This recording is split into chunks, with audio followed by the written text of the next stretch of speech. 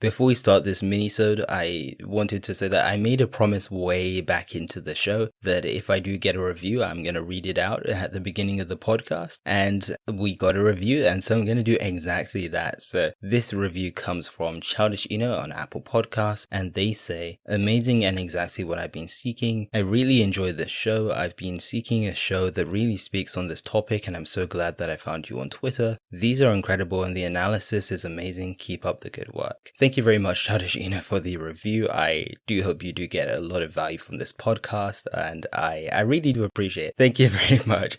This minisode has been, or these minisodes have been really hectic, but I've actually really enjoyed doing these, and I'm really happy that you got something from them.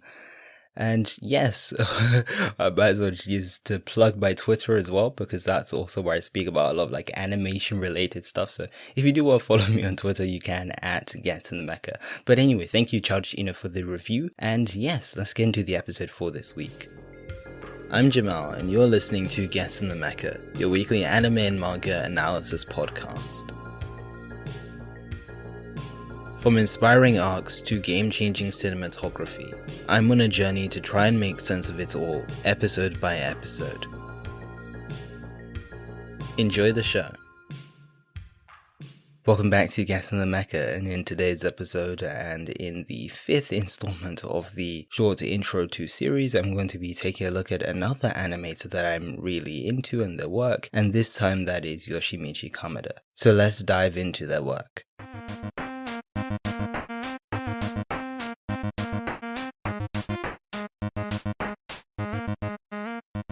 So how exactly was I introduced to Kameda's work? I discovered Kameda's work through an anime that I watched quite early into my anime watching career, and that was Fullmetal Alchemist Brotherhood. And generally I've really gravitated to their work because of the Fullmetal Alchemist franchise as a whole, mostly being within Sacred Star Milos as well as Brotherhood, because I'm not sure Kameda features on the other two. But what really shocked me was how different their stuff was relative to what I understood of what anime was. Do note that obviously when I was watching Fullmetal Alchemist Brotherhood, not particularly Star of Milos because I watched that only recently, but at least with Brotherhood, this was something that was still very much an introduction to me. I don't think I really dove into what this meta had to offer. So seeing this style of animation was something that I was completely unaware and oblivious to, but it also led me down a very wonderful rabbit hole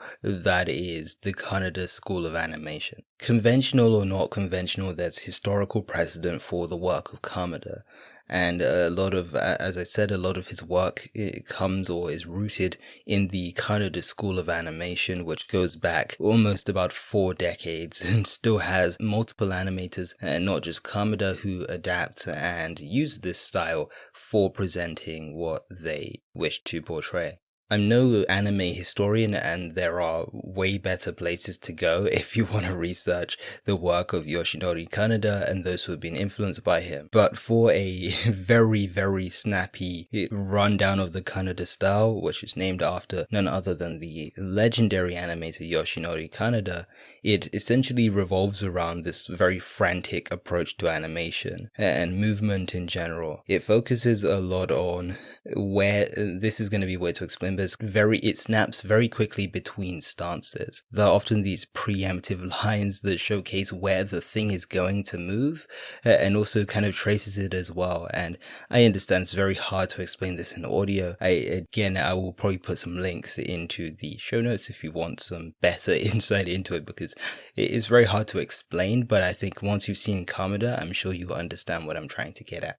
It also focuses a lot on exaggeration, and line weight often comes into it as well. Kameda would be a great example of this in Sacred Star of Milos, and even just some of his work. Generally, if you look at his stuff on My Hero Academia Heroes Rising, as soon as Kameda comes on the cut, the line weight increases because that's also his means of showing passion and potential anger and pain and just so many other things. So the lines are where the juice and the detail really is when it comes to Kameda and his adaptation of the Kaneda school's techniques when it comes to animation. But where does Kameda speak into this? I don't want to get too carried away and talk about Kaneda, and also I'm not too knowledgeable on it, so I'm not going to try and say that I know so much, but where does Kameda fit into this? And I think Kameda really does fit into this when it comes to using this as a base for their work. Not every cut from Kameda contains elements of the Kaneda toolkit, but it's that underlying approach of Kaneda revolving around spontaneity and exaggeration, and that informs so much of what Kameda is as an animator. Even if you go to his character designs in Mob Psycho 100, they might not particularly resemble that of the approaches to character designs and models which you've seen from Yoshinori Kaneda in anime from the 80s and 90s, as well as the 70s as well, but it's the idea behind it. It's informed by spontaneity. It's informed by being quick to understand, as you get from Mob Psycho's character designs.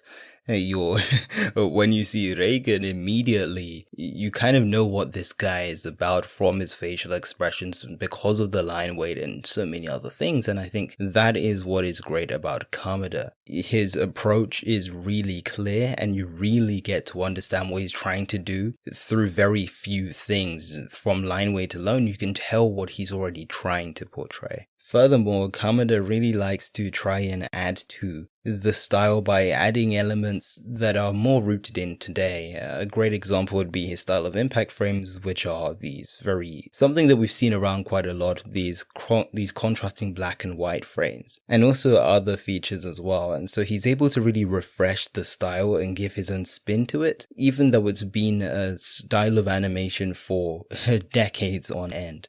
Overall, Kameda teaches us a lot about influence and hybridity. Styles aren't just there to be taken one for one, but to be adopted and tinkered and used to one's advantage or how the artist sees fit. And this is something that this is a lesson that extends beyond Kameda, but I think Kameda is a great case study to start analyzing this. More specifically, this opens up this amazing vault of history as well when it comes to the legacy and impact of Yoshinori Kaneda, and Kameda was probably my first introduction to the Kaneda style, even though before I didn't realize it, and I would often dub this, the trigger aesthetic or something like that, without really knowing the history behind it. And I think Kameda was my gateway into learning why this style matters and how significant Yoshinori Kaneda is to anime, really, and this is something I'm still trying to learn about. Kameda's work is a testament to how the animation of yesterday still lives on in creatives today.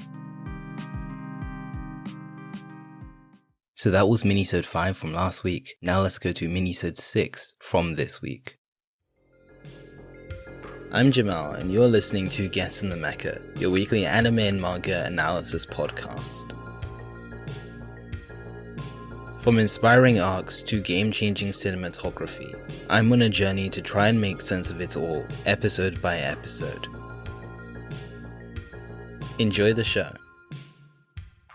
Welcome back to Get In The Mecha, and in today's episode, and in the final episode of the Minisode series, I'm going to be talking about another great animator that I really like, and one which I've been really enjoying recently, and that is the work of Keiichiro Watanabe. So let's get into their work.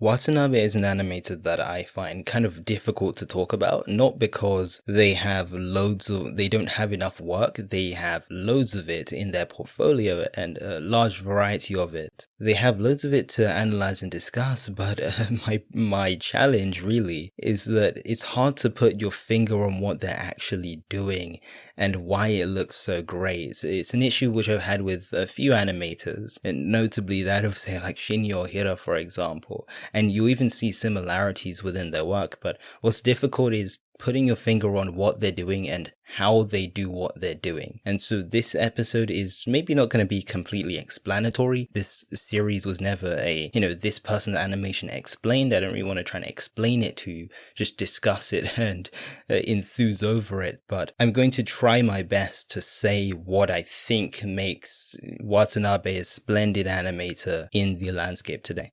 Based on their recent work, Watanabe fits in with a lot of animators that you might know from prior to their time, or even right now, people like Shinyo Hira, as I just mentioned, or Shinji Hashimoto, in how they handle characters. They handle them with a special sort of looseness, in terms of how they're constantly flailing around, they're constantly moving, they don't feel still, and I know animation is about movement, but I think you also have different degrees of movement. I don't even mean that within like timings. It's a very abstract thing which I don't even know if that has a name per se, but it constantly feels like they're active and alive. And Watanabe is just another animator that does this as well in such a splendid way. What I really like about their work is their unique sense of rhythm and tempo which their animation has, and this really came up in Jujutsu Kaisen, particularly episode 19 and 24, and they, I don't want to say they stole the show, but they really just had me wondering, like, how do they do it? And that's also what I really love about Watanabe. Watanabe in almost any show as of recent stands out because you're constantly, at least me, I'm constantly thinking as to how is this possible? How are they doing these things? And I think that's also what makes them really attractive as an animator as well. There's a sense of mystery behind their work, in my opinion. Watanabe thrives when it comes to altering the timings of their characters in terms of what they move on. For those that are new to timings, I know I do explain this every so often, but timings are essentially, or at least when we're talking about it in the context of anime, it's how many unique drawings are they using.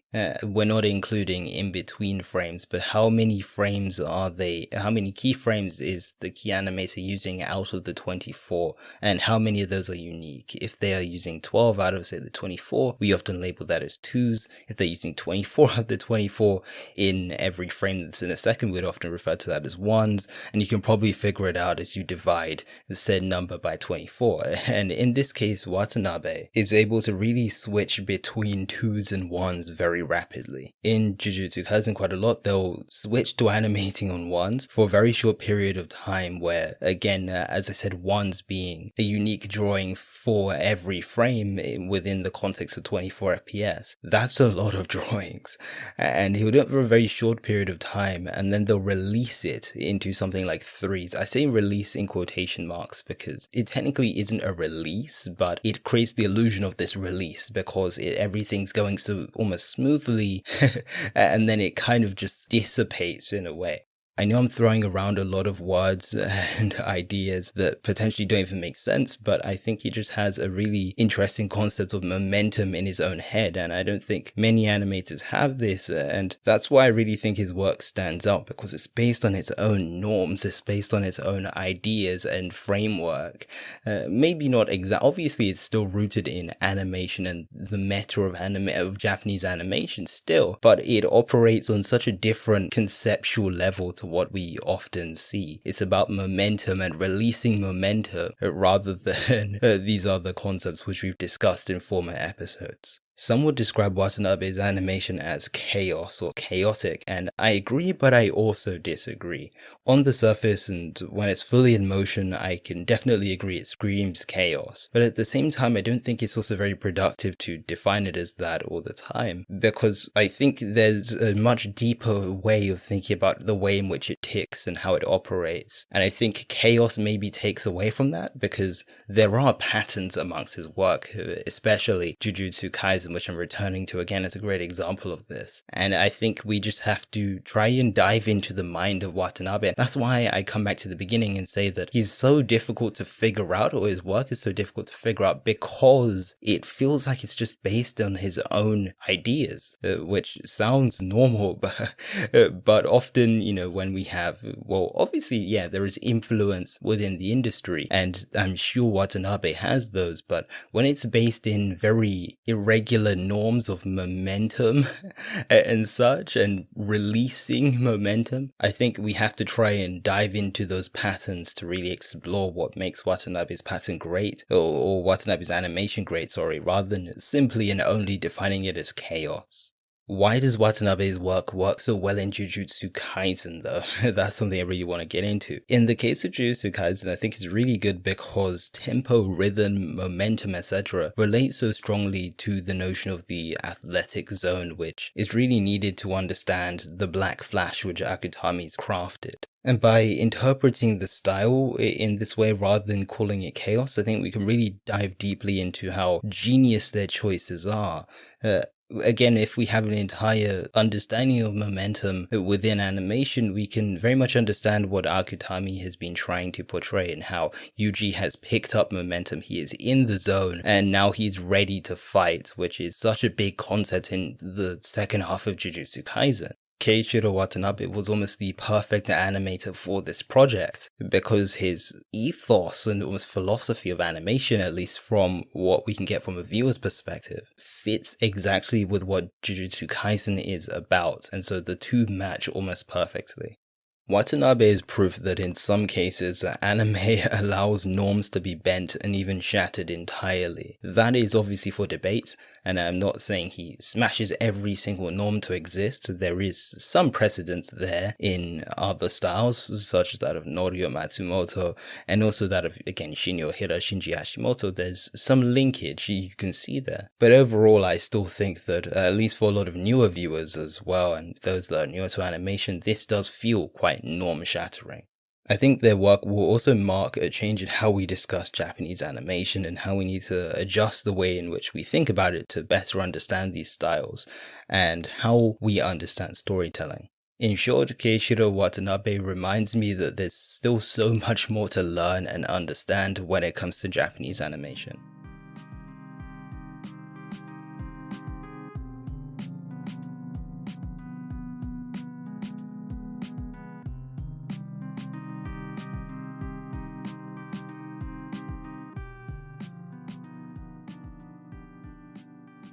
Thank you for listening to episode 6, and hopefully it should be the final minisode of the short intro series. I have really enjoyed this. I really enjoyed talking about Watanabe's work today. I'm really passionate about it, and I hope that came through in this episode. And yeah, it's been a really fun time. If you are listening to this on YouTube, you're probably like a week late to the pub. Well, no, in fact, no, you're not a week late, actually, sorry. You're probably like a day late. But yeah, I hope, thank you for the comments throughout this series. Thank you for the support throughout this series because it's been so consistent. And so hopefully this is something we can do more in the future, not particularly in minisodes, but talking about specific animators and directors is something I want to do, particularly after episode 100.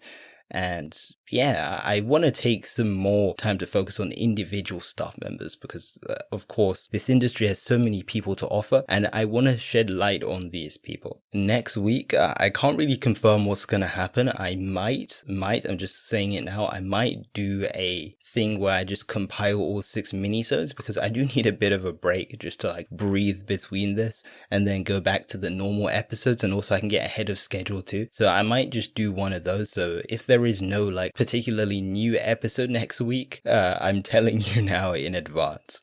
But thank you for listening. I will see you next week, if not the week afterwards. And we'll go back to episode 91, which is a normal podcast episode, hopefully normal length, and talking about anime and analyzing it as usual. I have been your host, Jamal, today, and this has been Get In The Mecha.